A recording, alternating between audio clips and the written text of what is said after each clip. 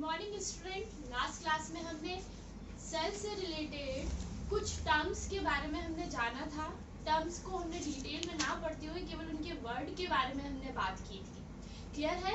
तो हमने देखा कि सेल के अंदर कितने सारे ऑर्गेनल और ऑर्गन्स जो हैं वो प्रेजेंट होते हैं।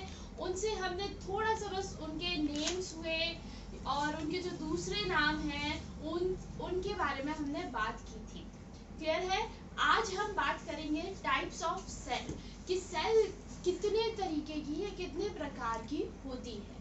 तो सेल जो है नॉर्मली बच्चों 2 टाइप की होती है, जिसमें से पहली जो सेल है वो है प्रोकैरियोटिक सेल। प्रोकैरियोटिक सेल, ठीक। दूसरा जो टाइप है वो दूसरा है वो कहलाता है यूकैरियोटिक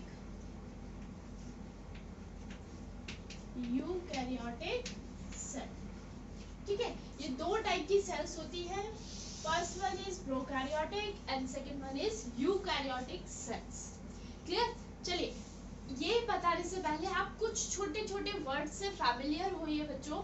देखिए, अगर आपको कहीं पर भी साइंस, मैंने आपको फर्स्ट लेक्चर में बताया था कि साइंस में स्पेशली बायोलॉजी हो या कोई भी सब्जेक्ट हो, उसमें किसी भी चीज का नाम जो दिया जाता है वो नाम ही पूरी डेफिनेशन को बनाकर रख देता है। मतलब हमें जो है वो उस नेम का अगर मीनिंग पता हो तो हम उस चीज की पूरी डेफिनेशन बना सकते हैं। ठीक है, अब आपको कई बार ऐसे बहुत सारे वर्ड्स जो हैं वो आपको सुनने को जरूर मिलेंगे। ठीक है, क्या मिलेगा? देखिए, पहला, अगर आपको किसी भी वर्ड के आगे मोनो शब्द अगर मिलता है तो मोनो का मतलब हुआ, मोनो का मतलब है 1। क्लियर? अगर आपको मिलता है डाई या वाई, ठीक है, डाई मिलता है, वाई मिलता है, तो उसका मीनिंग होता है 2। ट्राई का मतलब हुआ 3, टेट्रा का मतलब होता है 4, पेंटा का 5। तो इस तरीके से ये जो काउंटिंग है वो डिफरेंट होती है ना। कई बार यूनी वर्ड का इस्तेमाल किया जाता है फॉर 1, मोनो की जगह कई बार यूज होता है यूनी, तो इसका भी मतलब होता है ओनली 1। ठीक है, मल्टी का मतलब आप जानते ही हैं, मल्टी मीन्स बहुत सारे।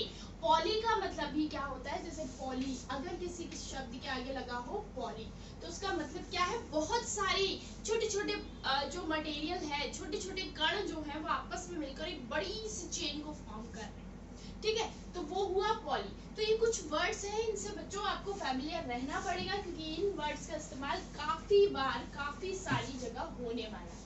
ठीक है, तो हमारा जो इन्वायरमेंट है उसमें हमें जितने भी एनिमल्स और प्लांट्स या फिर हम कहें जितने भी लिविंग ऑर्गेनिजम्स मिलते हैं वो हमें डिफरेंट डिफरेंट टाइप की सेल से फॉर्म हुए मिलते हैं।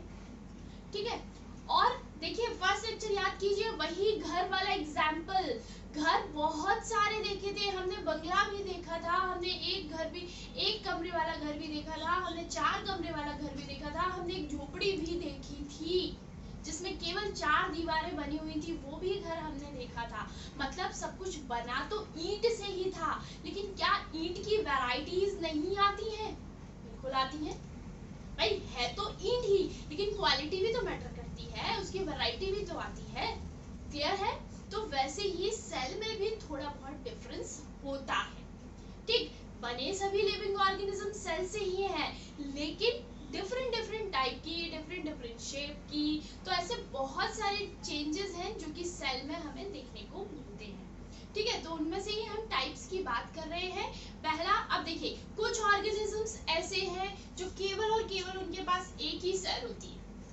ठीक है, उनके पास क्या होती है, एक सेल, केवल एक ही सेल से वो अपनी पूरी बॉडी को, हर एक फंक्शन को परफॉर्म कर लेते हैं।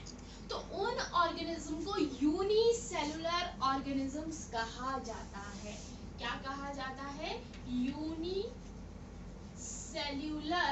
ऑर्गेनिज्म। तो मैंने आपको अभी समझाया, अगर यूनी वर्ड लगा है उसका मतलब क्या है, 1। सेल्यूलर मतलब सेल से बनने वाला, तो एक सेल से बनने वाले ऑर्गेनिज्म को हम क्या कहेंगे, यूनिसेलुलर ऑर्गेनिज्म।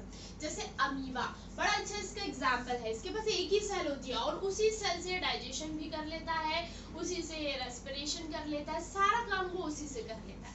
ठीक है, अब ऐसी ही एक और ऑर्गेनिज्म है जिनमें बहुत सारी, एक सेल ना होकर बहुत सारी सेल्स इन्वॉल्व होती हैं।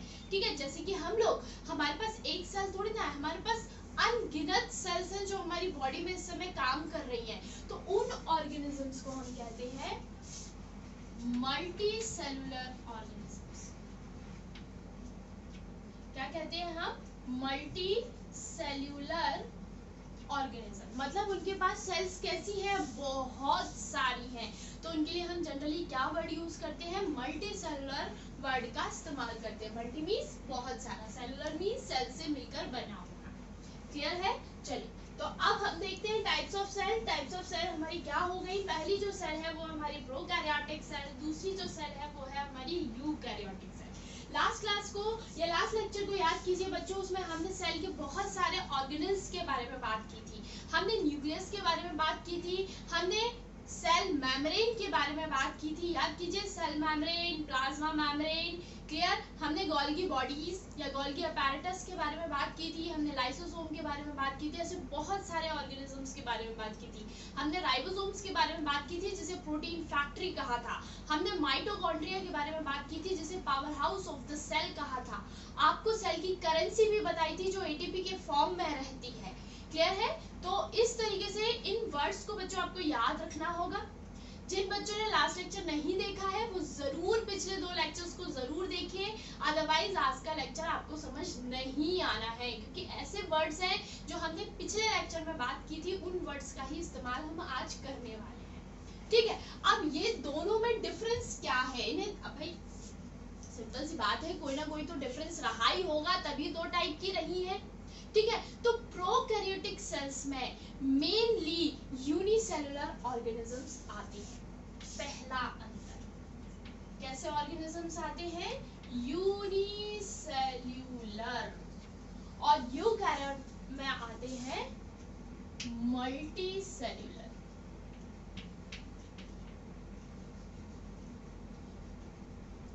ठीक है, इसमें कैसे आएंगे?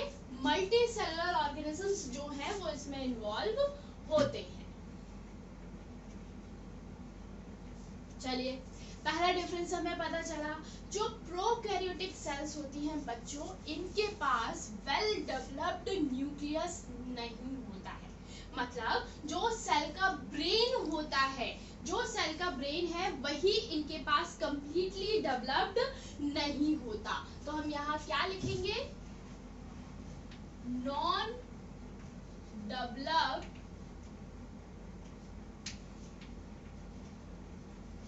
न्यूक्लियस।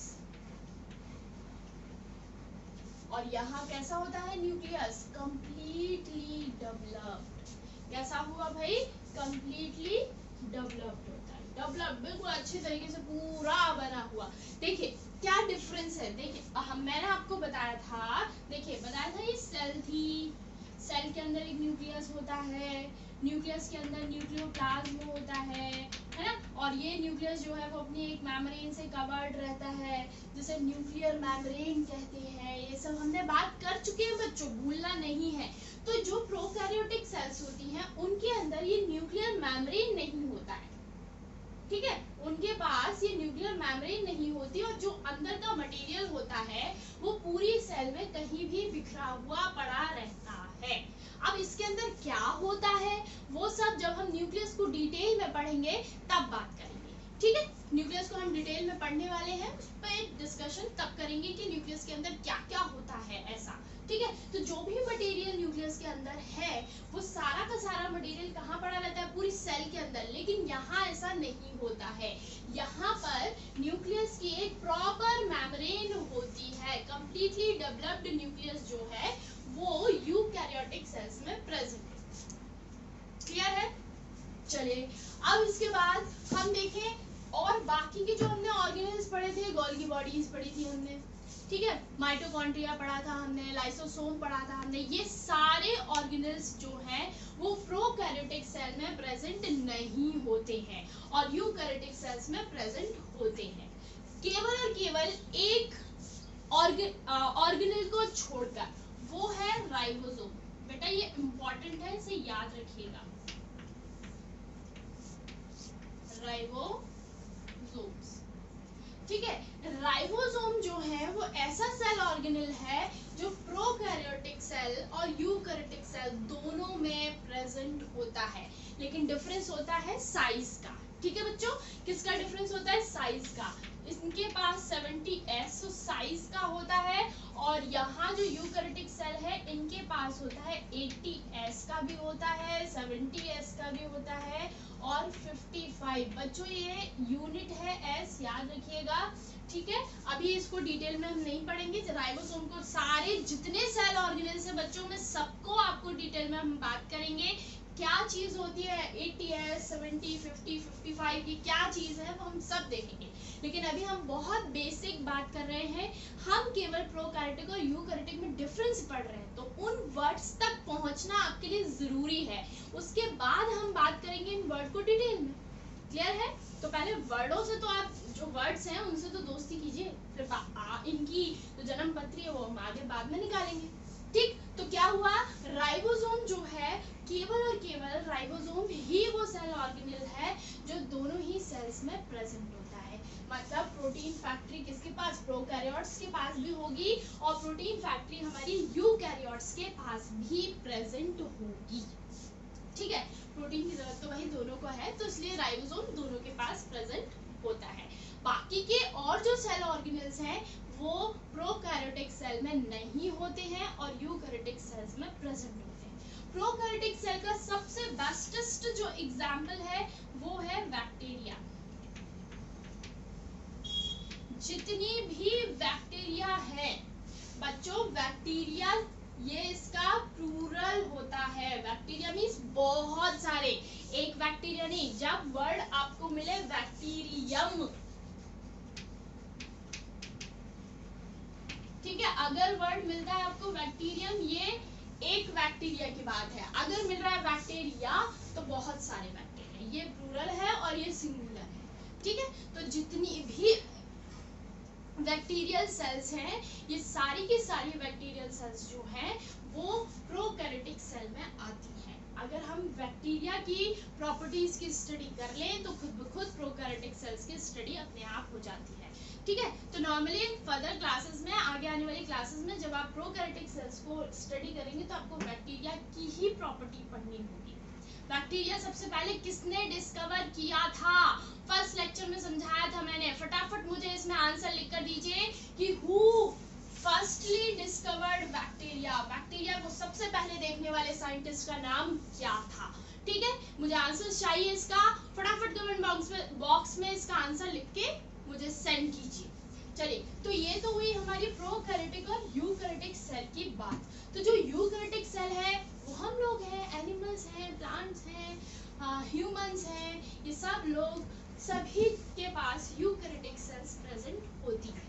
ठीक है, चलिए, तो ये डिफरेंस हो गया। अब जरा हम केवल और केवल यूकैरियोटिक सेल की बात करेंगे, क्योंकि यूकैरियोटिक सेल को फिर से हमने सब डिवाइड किया है। ठीक है, यूकैरियोटिक सेल को जब हम दोबारा डिवाइड करते हैं तो इन्हें दो पार्ट में डिवाइड करना होता है।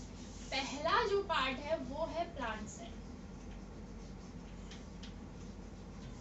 दूसरा जो है वो है एनिमल सेल। ठीक है, फिर से यूकैरियोटिक सेल को टू पार्ट में डिवाइड किया, भाई प्लांट सेल और एनिमल सेल। आप अपने आप में एनिमल्स में और प्लांट में कुछ डिफरेंस देख पाते हैं? बिल्कुल, उन सेल्स के कारण ही तो है। क्या डिफरेंस है? याद कीजिए, मैंने बताया था आपको सेल मेम्ब्रेन बताया था, जिसे कहा जाता है प्लाज्मा मेम्ब्रेन। एक ही बात थी, सेल मेम्ब्रेन या प्लाज्मा मेम्ब्रेन एक ही चीज है। ठीक है, तो अब ये जो सेल मेम्ब्रेन है उसके बेस पर इसे डिफरेंशिएट किया गया है। देखिए, प्लांट सेल 8th क्लास में आपने फोटोसिंथेसिस, बच्चों फोटोसिंथेसिस बड़ी सिंपल सी प्रोसेस है ना।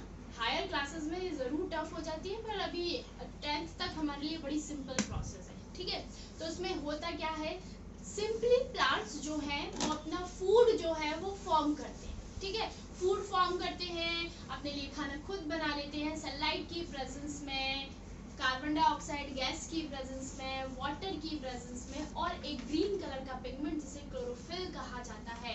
इन चारों इंग्रेडिएंट्स के साथ ये क्या कर लेते हैं भाई, अपना फूड खुद बना लेते हैं। क्या ह्यूमन कर पाता है ऐसा? नहीं कर पाता ना। ह्यूमन तो पूरी तरीके से इन पर डिपेंड है। ह्यूमन के पास कार्बन डाइऑक्साइड जो गैस है वो अवेलेबल है भाई, क्यों नहीं है?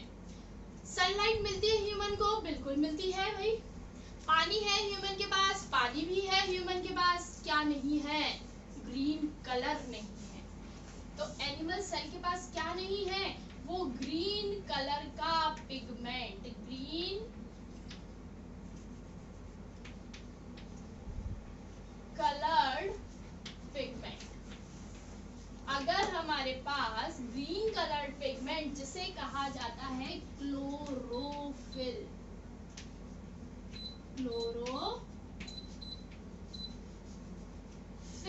अगर ये होता तो हमारा कलर व्हीटिश ना होते हुए हम सारे के सारे हरे होते। जितने भी एनिमल्स होते सारे ग्रीन कलर के नजर आते और खुद अपना खाना हम बना लेते, लेकिन ऐसा नहीं होता है। हम अपने फूड के लिए डिपेंड है किस पर? प्लांट्स पर। इसीलिए प्लांट को प्रोड्यूसर कहा जाता है। फूड चेन में सबसे पहले जो पोजीशन आती है वो किसकी आती है? प्लांट्स की आती है, क्योंकि वही है प्रोड्यूसर, वही फूड को प्रोड्यूस करते हैं और सभी तक पहुंचाने का काम करते हैं। क्लियर है? चलिए, तो यहाँ क्या हुआ? पहला डिफरेंस हमने देख लिया कि प्लांट सेल के पास होता है ग्रीन कलर का पिगमेंट। तो ये ग्रीन कलर का पिगमेंट जो है वो कहाँ होता है ना? ये भी तो फिक्स जगह होगी ना, लोकेशन होगी। तो वो ग्रीन कलर का पिगमेंट, उसके लिए एक सेल ऑर्गेनेल है जिसे कहा जाता है प्लास्टिड। फिर वही बात, हम इसे भी एक्सप्लेन करेंगे। क्लियर है? इसे भी हम क्या करेंगे? एक्सप्लेन, आगे बिल्कुल डिटेल में पढ़ने वाले हैं। तो प्लास्टिड जो है वो केवल और केवल प्लांट सेल के पास होगा, एनिमल सेल के पास नहीं होगा। अगर होता तो हम भी कैसे होते? ग्रीन, लाल, नीले, पीले, कुछ इस तरीके के हमारी स्किन कलर होती, जो कि नहीं होती। पहला डिफरेंस आपको समझ आया। दूसरा डिफरेंस की बात करते हैं। दूसरा डिफरेंस हमें मिलेगा हमारी सेल मेम्ब्रेन से। ठीक है, देखिए एनिमल सेल की जो आउटर मेम्ब्रेन होती है वो होती है हमारी प्लाज्मा मेम्ब्रेन। क्या होती है? Plasma membrane. आउटर, सबसे बाहर वाली जो मेम्ब्रेन है, जैसे हमारी स्किन होती है ना, जो सबसे आउटर मेम्ब्रेन है, सबसे इन्वायरमेंट के कांटेक्ट में सबसे पहले स्किन ही आती है हमारी, ऐसे ही जो इन्वायरमेंट के कांटेक्ट में आएगी एनिमल सेल की वो प्लाज्मा मेम्ब्रेन होगी। और ये प्लाज्मा मेम्ब्रेन बच्चों हमेशा याद रखिए लिविंग होती है। कैसी होती है? लिविंग, जीवित होती है। ठीक है, लेकिन प्लांट सेल की जो आउटर मोस्ट जो लेयर होती है वो प्लाज्मा मेम्ब्रेन ना होकर होती है सेल वॉल। क्या होती है? Cell wall. ठीक है, सेल मेम्ब्रेन नहीं कहेंगे बच्चों। सेल मेम्ब्रेन कहा तो वो प्लाज्मा मेम्ब्रेन हो जाएगी, एक ही बात है। देखो यहाँ लिखा हुआ है मैंने, कंफ्यूजन नहीं। क्या है outer most membrane? Cell wall. और ये सेल वॉल होती है नॉन लिविंग। ठीक है, सेल वॉल कैसी होती है? नॉन लिविंग होती है, इसमें लाइफ नहीं प्रेजेंट होती है। ये फॉर्म होती है धीरे धीरे, हार्ड होती चली जाती है और प्लांट सेल की आउटर मतलब बाहर बिल्कुल अच्छे तरीके से ये बहुत हार्ड फॉर्मेशन ले लेता है। इसके ऊपर बहुत सारे, देखो बच्चों, रीजन है इसके हार्ड होने का, बहुत सारे रीजंस है। क्योंकि हमारे पास हमारे वेस्ट मटेरियल को बाहर निकालने के लिए, एनिमल्स के पास वेस्ट मटेरियल को बाहर निकालने के लिए प्रॉपर सिस्टम है जिसे एक्सक्रीटरी सिस्टम कहते हैं, है ना। डाइजेस्टिव सिस्टम में भी तो यही होता है, जो वेस्ट मटेरियल होता है, जो फूड डाइजेस्ट नहीं हो पाता उसे बाहर निकाल देते हैं हम। सिंपल प्रोसेस है, क्योंकि हमारे पास प्रॉपर सिस्टम है। लेकिन प्लांट के पास ऐसा कोई सिस्टम नहीं होता, है ना। लेकिन वेस्ट तो फॉर्म होता ही होता है। तो ये सारा का सारा जो वेस्ट है वो इकट्ठा हो जाता है प्लांट की मेम्ब्रेन के ऊपर, और उसी को हम सेल मेम्ब्रेन सेल वॉल कहना शुरू कर देते हैं। ठीक है। दूसरा डिफरेंस हमेशा याद रखिए, इंपॉर्टेंट सेक्शन है बच्चों, प्लांट सेल और एनिमल सेल में डिफरेंस जनरली पूछा जाता है ना। तो क्या हो गया, प्लांट की आउटर मोस्ट जो लेयर होगी वो सेल वॉल। सेल वॉल क्या एनिमल सेल के पास होता है? नहीं होता है, याद रखना बच्चों, सेल वॉल एनिमल सेल के पास नहीं होगा। लेकिन क्या प्लाज्मा मेम्ब्रेन प्लांट सेल के पास होगी? बिल्कुल होगी। तो प्लांट सेल कैसी होगी? पहले प्लाज्मा मेम्ब्रेन, उसके बाद सेल वॉल, ठीक है। इस तरीके से प्लांट सेल होती है, दोनों लेयर होती है उसके पास। लेकिन एनिमल सेल के पास केवल प्लाज्मा मेम्ब्रेन होगी, सेल वॉल प्रेजेंट नहीं होगी, ठीक। फोटोसिंथेसिस की प्रोसेस प्लांट सेल कर पाते हैं, एनिमल सेल नहीं कर पाते हैं। तो इस तरीके से प्लांट सेल और एनिमल सेल के ये डिफरेंस हुए, जो कि बहुत ज्यादा इंपॉर्टेंट है और ये क्वेश्चंस पूछे जाते हैं, ठीक है बच्चों। चलिए एक और बात करते हैं, एक और डिफरेंस है हमारा वैक्यूल्स। वैक्यूल के बारे में मैंने आपको नहीं बताया था, तो आप समझिए पहले वैक्यूल क्या होता है। वैक्यूल जो है बच्चों, वो सेल के अंदर प्रेजेंट होने वाली छोटे छोटे खाली जगह है। वैक्यूल का मतलब होता है एक फ्री स्पेस, ठीक है। वैक्यूल का मतलब क्या हुआ? एक फ्री स्पेस, एक खाली जगह। तो प्लांट सेल जो होती है, उस प्लांट सेल में इन वैक्यूल्स का जो साइज होता है वो पूरी सेल के साइज का लगभग 92% होता है। मतलब 90 से 95% तक हमें वैक्यूल ही दिखाई देता है। तो इतना बड़ा सा जो है वो केवल और केवल प्लांट सेल के अंदर क्या होता है? वैक्यूल, केवल वैक्यूल। तो इतना बड़ा फ्री स्पेस प्लांट सेल के अंदर होता है। लेकिन एनिमल सेल के अंदर वैसे तो वैक्यूल प्रेजेंट नहीं होते हैं, लेकिन अगर होते हैं तो बहुत माइन्यूट होते हैं, छोटे छोटे, ठीक है। प्लांट सेल में एक वैक्यूल बहुत बड़ा, जिसके कारण जितने भी सेल ऑर्गेनेल्स होते हैं वो यहाँ बिल्कुल साइड में इकट्ठे हो जाते हैं, क्योंकि भाई बीच की जगह तो उस खाली जगह ने कवर कर रखी है ना। तो सारे सेल ऑर्गेनेल्स बाहर की तरफ इस तरीके से मेम्ब्रेन के नियर टू मेम्ब्रेन शिफ्ट हो जाते हैं, ठीक है। लेकिन एनिमल सेल में ऐसा नहीं होता, ठीक। तो यहाँ हमने सेल्स की क्लासिफिकेशन की बात की। दो टाइप के हो गए, प्रोकैरियोट्स एंड यूकैरियोट्स। यूकैरियोट को फर्दर हमने क्लासिफाई किया और वो हो गया हमारा क्या? Animal cell and plants. Clear? चलिए अब हम अगले टॉपिक की तरफ बढ़ते हैं। हाँ बच्चों, तो हमने ये क्लासिफिकेशन आज कंप्लीट किया है। आप लोग लेक्चर को दोबारा देखिएगा बच्चों। मैंने बहुत सारी चीज़ें आपको बताई हैं और बहुत सारी चीज़ें मैंने लिखी भी हैं, तो उनके बेसिस पर अब आप खुद से नोट्स बनाने की कोशिश कीजिए। बाकी और जो डेफिनेशंस हैं वो सब आपको वीडियो लेक्चर के साथ मिल जाएंगे, तो वहाँ से आप अपने इन सारे डेफिनेशंस को नोट करते रहिए, पढ़ते रहिए। All the best. Till then हम बाकी का अपने अगले लेक्चर में डिस्कस करेंगे।